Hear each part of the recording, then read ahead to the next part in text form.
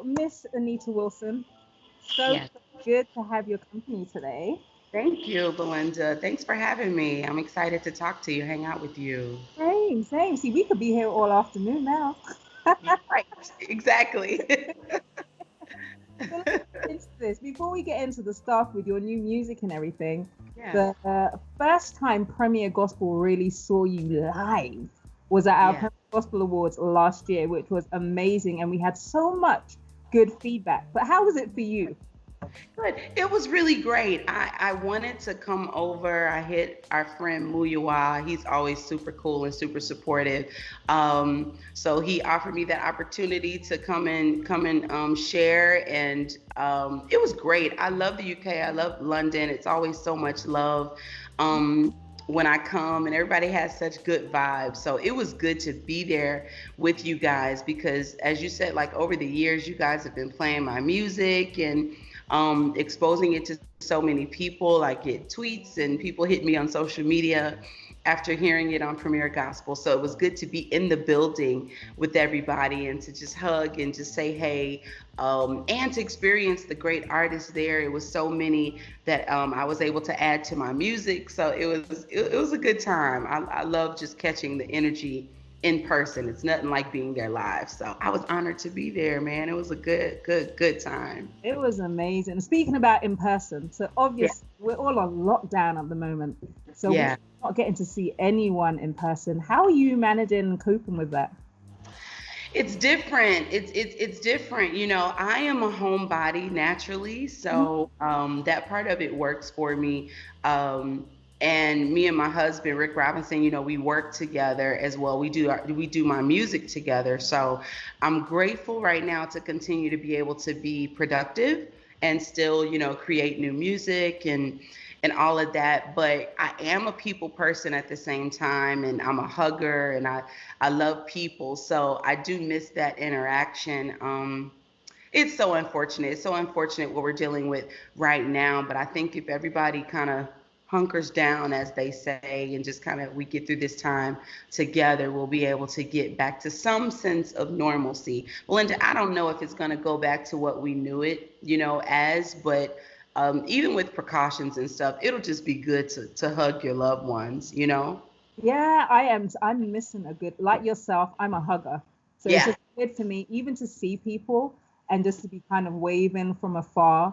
And there's yeah. a lot of people have been like losing loved ones, and it's natural for us to want to embrace them and to console them. And it's just, we can't do that anymore. It's just such a very, very different time. It is, and it's difficult because you need that. You need that human emotion and that human touch just to feel the support of people. I really do pray for people that are losing loved ones during this time because you can't even really say goodbye the way that we're used to doing it. So it's a heck of a situation to kind of adjust to.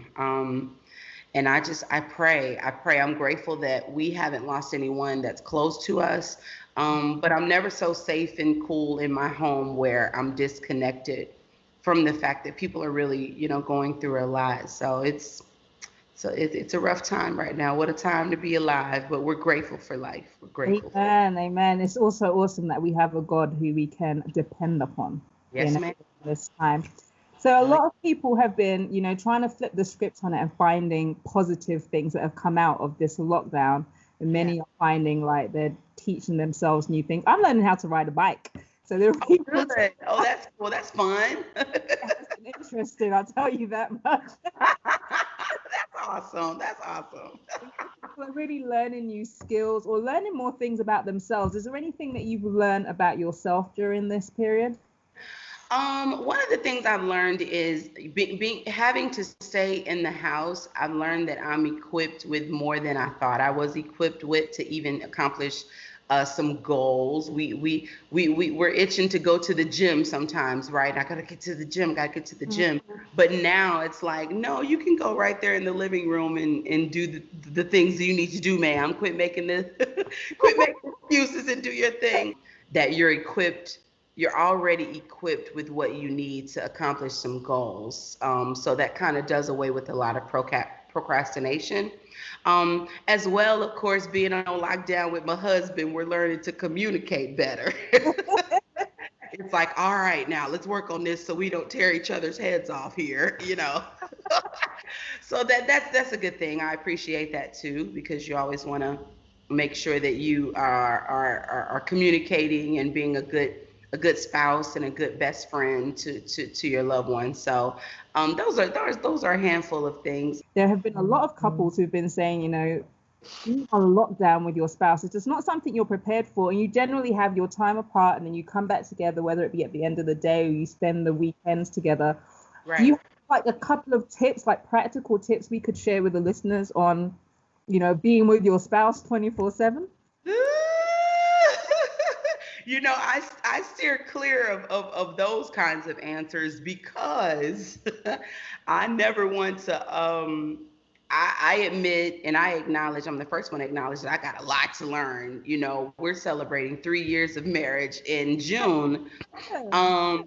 Thank you. So I still have a lot to learn. So I'm trying to get advice as opposed to give advice. But if I could say anything, I would just say stay mindful. Stay mindful sometimes. And that sounds simple, but it's such a huge one to me personally, because I know that we can all be guilty of kind of being in our own worlds and being in our own heads, in our own spaces of what we want or the mood we're in or how we're feeling. And, it takes some getting outside of yourself to acknowledge, well, let me see how he's feeling. I know I'm feeling something right now, but let me see how this made him feel when I said that, as opposed to why I said that. You know what I mean? So if I would say anything, I would just mention that about being more mindful of your significant other's perspective in this situation. And I think in this scenario of being on lockdown,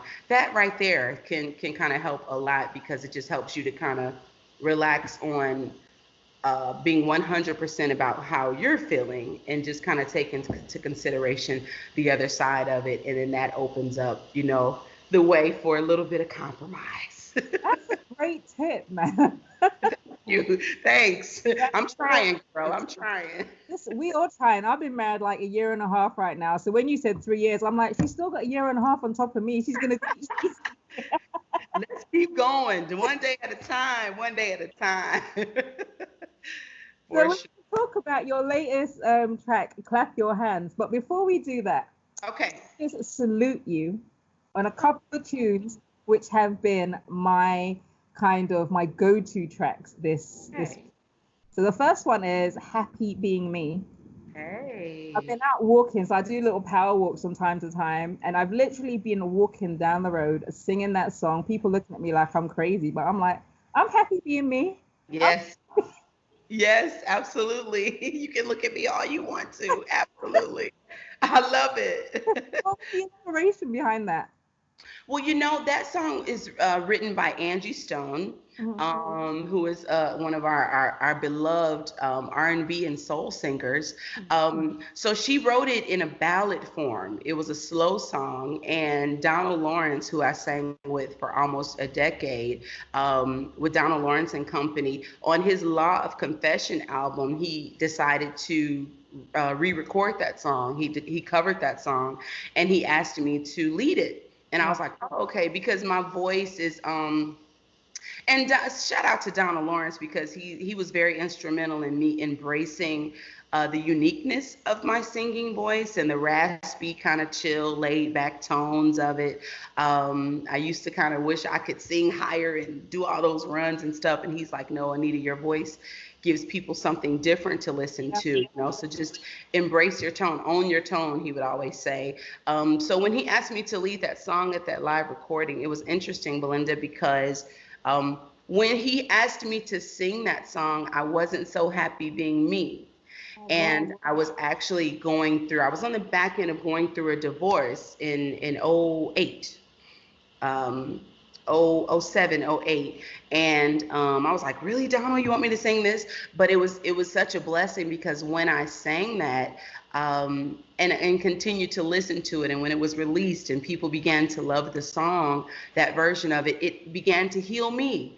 And I listened to those lyrics and just kind of letting things go, and not tripping off of the good, bad, or ugly decisions that I may have made, but the fact that I'm still here, I can keep going. So I've always loved that song since he introduced me to it. So when we did the Vintage Worship album, my second album, we kind of dug in the crates with all of our different influences from different genres. So we thought it would be cool to put like a little disco type of vibe to that, a little upbeat vibe with we thought that the up tempo would match well with those lyrics. So it was fun. It was really fun to do, and I'm glad that that song continues to live, because it goes from workouts to the dance floor to just people, from all backgrounds, all ages, connecting to those lyrics. So I'm glad we all can be happy, and I'm embracing my curves and just loving all the quirky things about me. And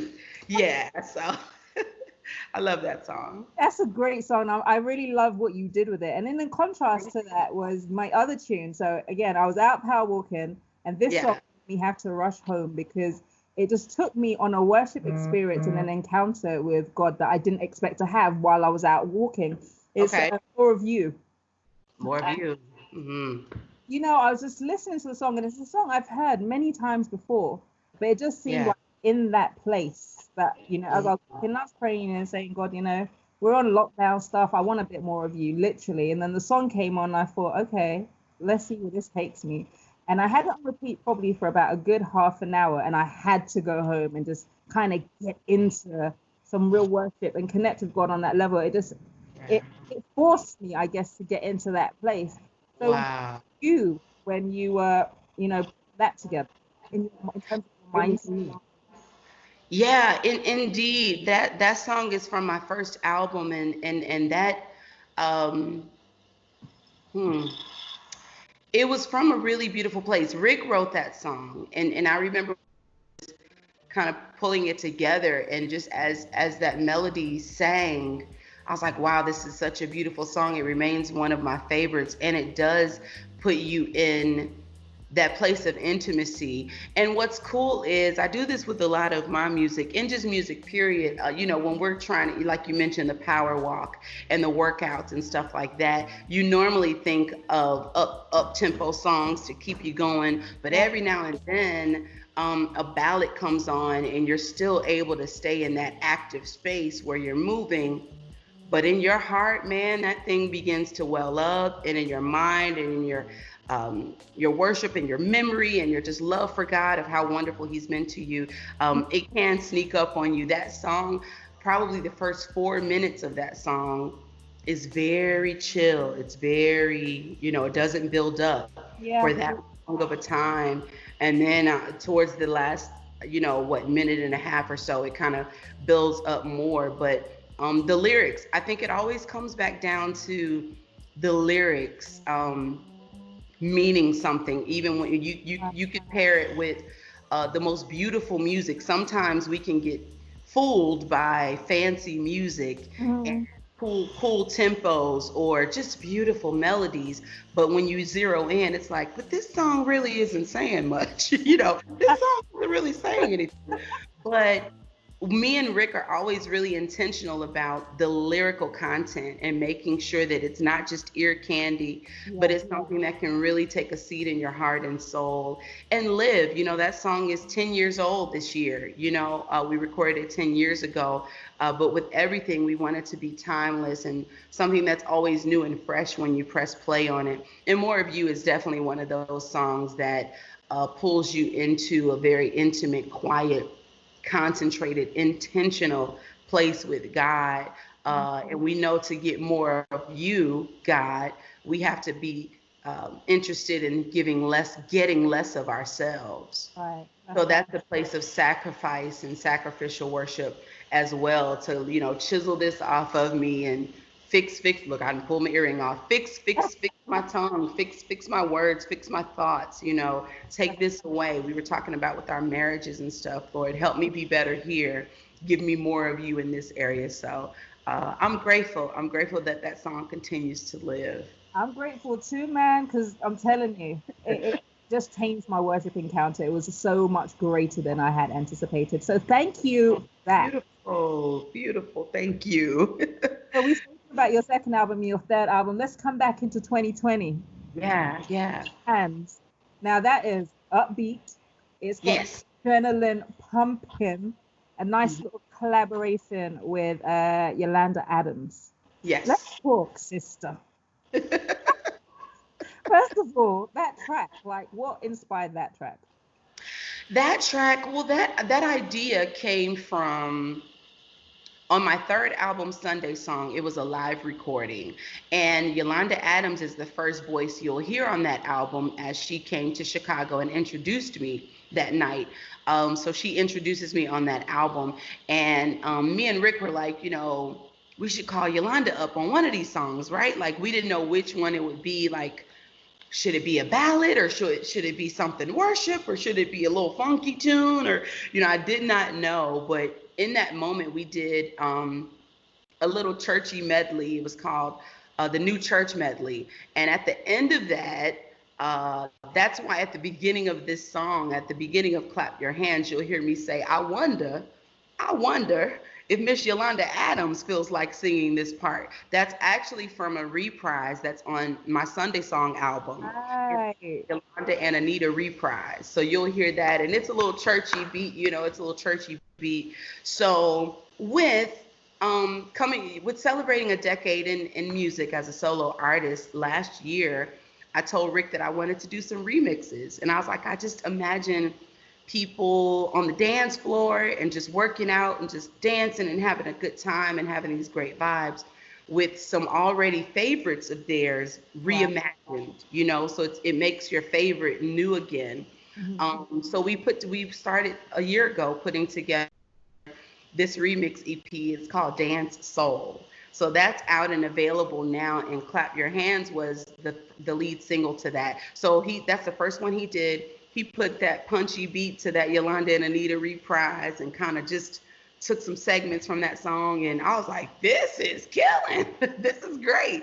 So she loved it. And I let her know that we remixed it, and she's always so supportive. She doesn't give me a lot of red tape or anything. She's like, okay, awesome, can't wait to hear it. And when I let her hear it, she really, really loved it. So it is not lost on me that I am so blessed to have a legend like Miss Yolanda Adams on that song, Clap Your Hands. So yeah, I hope everybody's digging it so far. What can they expect in terms of the sounds of this EP?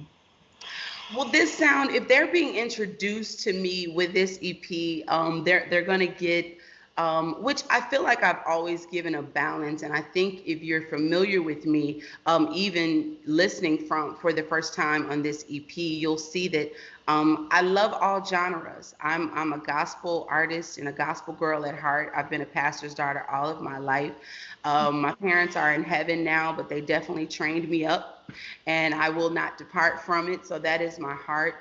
At the same time, it was always balanced because they exposed us to great music across the board. So I love soul music, I love jazz music, I love all kinds of music. So that influence comes out in my music. And with this particular Dance Soul EP, we're really on the page of remixes and the dance floor and a club vibe and moving and clapping your hands and being active and working out and just really having bubbly, active, happy, joyful vibes. And that is different. Somebody the other day asked me, was I afraid to do a sound like this with gospel music? And my answer, Belinda, was a quick like, no. So I'm really grateful that I came into this industry. I was about 34, 35 when I started, and I was very aware of who I was. So even though I've encountered things and people, places, and things along this journey that have kind of made me rethink who I am or try to influence me to do a different kind of sound, or maybe do this kind of worship song, or maybe do something different with a different producer. I've always been very clear about being authentic and being organic and really presenting who I am. And I was committed, like, I'm not going to do this music. I'm not going to do anything in this industry if I can't be organically me. Mm. And sometimes it can be a bit much for some people, but I really thank the people who allow me to be who I am. When I release a jazz song, I released a jazz song called Here's to Life. That remix is on this EP. And I did a folk song called Shower the People on my first album. It's by James Taylor. And I try to give an ode to the people that I listen to. Jesus Will was written by James Cleveland, and Best of My Love by The Emotions. I did You Love Me. I always try to, explore other genres for my appreciation of great artists and great music. But I think that people with this EP, I hope it leads them to listen to my other music and just to know that I try to offer a variety of vibes, but have the same consistency of quality and authentic personality. And really, I hope it inspires people that they can be exactly who they are, and that God meets us where we are, no matter where we're coming from. And we don't have to be in the walls of church. And this time is showing us, I feel God. This time is showing us that more than ever, that it doesn't have to be in those walls. Right. Because right now, we cannot be in those walls. We can't. It's literally not allowed right now. But God is still with us. I did a song on my third album. It was called Don't Have to Travel Far. And I recall hearing some worship leaders or some pastors or some people saying, you got to get to church to get in his presence. And you got to tap into this. You got to get here. Don't stream. You got to get in the building, and that was bothering my spirit, because there are some people that can't get to church. Exactly. There are some people that have been turned off by this or that and don't want to come to church, but they need God and they want God. They desire God. So it's always my hope that people can play my music. And as you mentioned on your walk, whatever the tempo, whatever the beat, whatever the genre inspiration, you still feel God, and you still feel uplifted, and you can put a smile on your face. It doesn't come in the same form with everybody. Some people may cry, and some people may speak in tongues, and some people may run around. Some people may just sit and be reflective. Some people may just tap their foot, and some people may just smile. But I hope that it just manifests in all kinds of ways. I just got so long-winded. I'm sorry, but yeah. I said, she's preaching, girl. Goodness. I'll ask you though, because you said like it's your thing to kind of make sure that you stay authentic and true to who you are.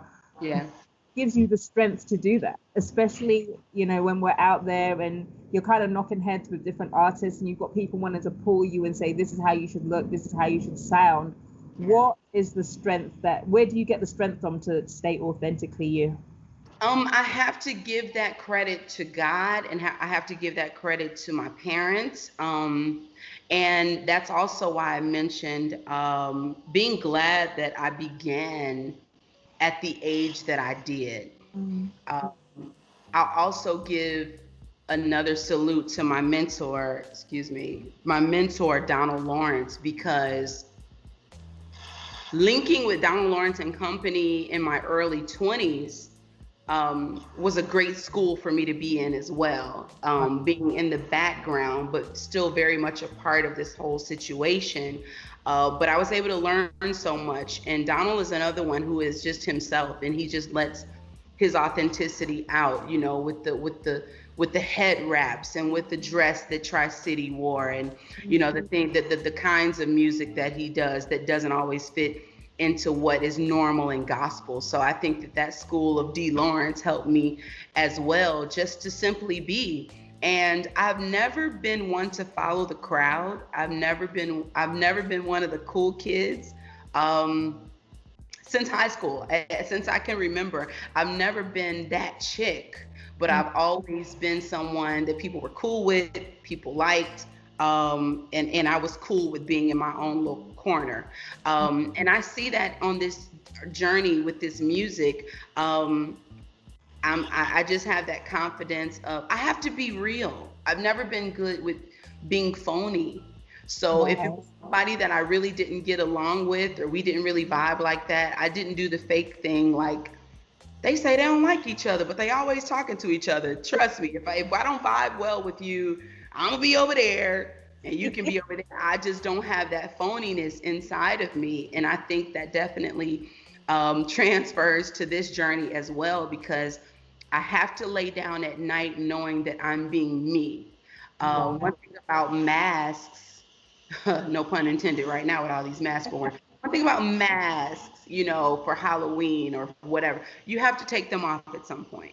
One thing about the role that you play, you're gonna get tired of playing that role at some point, and you're gonna be your real self. And I don't want to keep up with anything phony.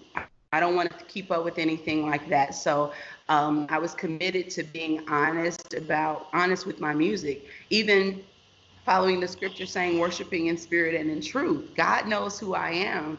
And if I got up trying to sing in a way that's not natural, I couldn't even pull it off. And I think people would be like, this don't seem like the real her, because she's not, Anita doesn't sing like that. Like, I used to feel really funny having the music. My first single was Speechless. And then I wrote the musicals, and then people would be shouting and and shouting to people and really going in. And I'm like, oh God, these people, I'm about to bore these people. They are not gonna want me up here talking about, I can say that you wonderful. They are not gonna want to hear this. And my friends began to encourage me. They're like, they invited you because they want you to do what you do. Do what that other girl does, or they don't want you to do. So I had to embrace it, and I had to get more comfortable with it. I haven't always been as free as I am now, but I will say from my day one, I was committed to being authentic. So I have to give that credit to God, to my parents, to D. Lawrence. My husband has always encouraged me as well, and my supporters. I don't call them fans, but I call them supporters, because that is a measurement too. I love social media because people from all over. The UK hits me all the time. Much love to the UK. You guys hit me all the time and just tell me about the music and how it's blessing you and how you're playing it. So that gives me some more confidence too. Like, yeah, people just want me to be who I am, and the variety is good. We have enough people doing the same things, so give them something different, which is very natural for me. So yeah. Definitely. So you mentioned, like there are some people who have they have a certain view on Christian artists or gospel artists working with secular artists. Do you take on that? I don't see anything wrong with it, because first of all, many non-gospel artists love gospel music. And they started in church, and they love God, and they believe in God, and they believe in Jesus. They just chose the type of music that they chose, which is fine. It's not a sin to sing R&B music or soul music. It's just a different genre, and that doesn't dictate the relationship that they have with God. So I definitely steer clear from being too judgy about people, because you just don't know their walk, and you don't know their relationship with God. You can't judge that by some things that you see on the surface. For me, there's so many opinions, and there's so many platforms for opinions these days. So I try to keep that focus and not give that too much attention, because it can if you give it too much attention, it can knock you off your square, and you can become inundated with trying to please everybody, and you just cannot do that. Exactly. If you please, there are times that whether a post on social media or a video on YouTube, you can get thousands of likes, you can get hundreds of likes, great comments, and then you're gonna get a couple of thumbs down. The most beautiful video ever, the most awesome comments ever, but you're gonna see somebody say, she sounded horrible at 2 minutes and 30 seconds. You know what I mean? Or why, so I, that's my overall take there. I don't really kind of get into everyone's opinions because it really kind of knock you off your square, and I have to make peace with that, and just know that everybody's going to have their opinion. I personally don't see anything wrong with collaborating with anyone that I'm led to collaborate, or if the Bible says try the spirit by the spirit. So if they have presented themselves in a respectable manner, doing great music, being a nice person, because listen, it's some gospel folks that aren't very nice all the time, huh? I've gone to everybody, but let me get real. I've gone to the gospel awards, and the people don't want to speak to you sometimes, and you can't get to them because they got their entourage around them. Not all of them, but some of them, huh? Yeah. Passed right by me, close enough to kiss me on a red carpet, but didn't even say nothing to me. But I've been to the Grammys, and I've seen superstars in the hallway, and they say hello, and they compliment my dress, and then we make a joke because our feet are hurting together, and we in our gowns, and we getting a quick hot dog before we go in because the Grammys is a long day. So those kinds of things on my journey have made me even more relaxed on all of these stigmas that we put on people and those reasons to just poke at people and judge people from our couches and stuff. I just don't get into all of that because I love people and I love the heart of people, and I detect it when it's a little ugly, and I feel it when it's very sweet and sincere. So I just kind of navigate from those waters. I'm with you. And that's a very good answer for the naysayers. Thank you. Thank you. You wanted me to talk about music and everything and not kind of tap into you being a boss lady with your own label. Yeah. What was behind the decision to do that? Well, I started out independently. I independently paid for my first album, Worship Soul. And I didn't realize the power that was giving me. I just, Rick and Donald said, you got to do this, and it goes like this, and then you need to do this, and you got to pay these people, and and this is going to cost about this much. So I was like, oh, okay. And I wasn't making a lot of money at that time, but I just little by little took my time and saved my little $2 here and $10 there. And I was able to pay for that first album. And then I progressively realized the power that gave me of owning that album. I later signed a temporary license deal with the record label. And from then to now, I've had different record label scenarios where I was in charge, but I didn't know it. And I took advantage of that. So I realized that what you don't know can hurt you, right? And then I've had scenarios where I was in the driver's seat and labels didn't like that too much because I started knowing too much. At first, they were like, "You have any questions?" "No, I don't have any questions." Did you want to request anything?" No, I'm okay. Oh, okay. So they love that when you don't know much. But then when I started, second and third album, and I learned this, and I knew enough to ask this question and ask about these streaming dollars and ask about those details and what is the rollout for this marketing and what's the plan for this. I started ruffling feathers, and I realized that, man, y'all were cool when I didn't have any questions or when I didn't know anything, but you don't like it now that I have a few questions. And I was told to this day, really, that artists don't normally ask those questions, or that's weird. Artists don't normally care about those kinds of things. They just want to do the photo shoot and they want to perform. They don't care about the details and the plans. And I learned a long time ago, I'm like, well, y'all need to quit looking at me as just an artist then, because I'm realizing, and I now know that I am a businesswoman that happens to be an artist. So that comes secondary in a lot of ways, because I can't act like I don't want to know the things that I really want to know. And these are my babies. These are the things that me and Rick sit and create. No one else is in this room when we create this music. So to put it in the hands of someone else and have it a little handled not so much the way I would like to see it handled, that bothered me. Right. And that really put a burning desire inside of me that whenever all of these terms expired and when all these commitments were completed, I'm going to do this on my own. And I came into the industry at a very pivotal time because it's when it was making that turn to mostly streaming. And, CD sales were going down. It was really changing a lot. So I came in where I had to learn a whole lot of things. And a lot of the labels weren't ready to even make that navigation into those new waters. And I was kind of pushing for new ideas, and it was going against the grain. So I knew that I needed to get myself to a place of being able to make the decisions in regards to my art. It's very important to me. I can't speak for what's not important to other people. Back to being organic and authentic, I can only be honest about what I'm noticing and what I'm feeling.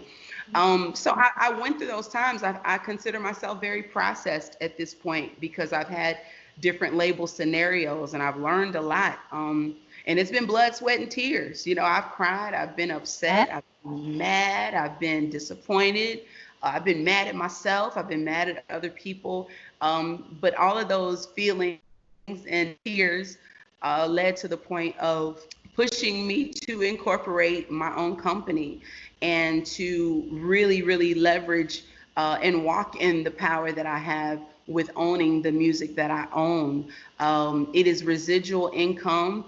I thank God for that because right now I'm able to receive that income into my company without having to leave my home.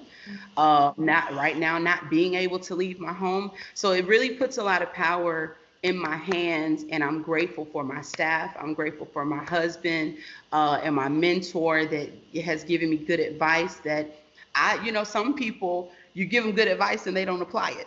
But I've always wanted to be a good student and apply what I've been learning. And that brings me to the point of being a label executive, and owning my music, owning the majority of my music and being able to, put it in places that it's going to continue to live. That's why I'm committed to writing and producing and creating and releasing timeless music that's not just good for right now, but we can be 10 years later talking about Speechless and 8 years later talking about You Love Me and things of that sort. So yes, I guess I got the boss lady hat on at this point. I'm the marketing director, I'm the creative director, I'm the radio rep, I'm the, and I kind of just let all these ideas out, and I'm grateful for a team of people that helps me to execute them. So, yes. Wow. Miss Anita Wilson, it has been an absolute pleasure. You are a gem. Thank you, Belinda, as are you. Thank you for your time today. Thank you. No, really, really inspiring, and definitely really inspiring for a lot of ladies who are trying to hold it down in terms of being that businesswoman, being a wife, being a mother, being, just holding down the house as well. Very, very inspiring. Sure. Good. Y'all can do it. Let's do it, ladies. Who run the world? Girls. Come on. Thank you so much for your time. It's been an absolute pleasure. And I look forward to you being back in the UK so we can catch up face to face and I can give you that hug. Yep, indeed. I look forward, sis. Thank you so much. You take care and be well, okay?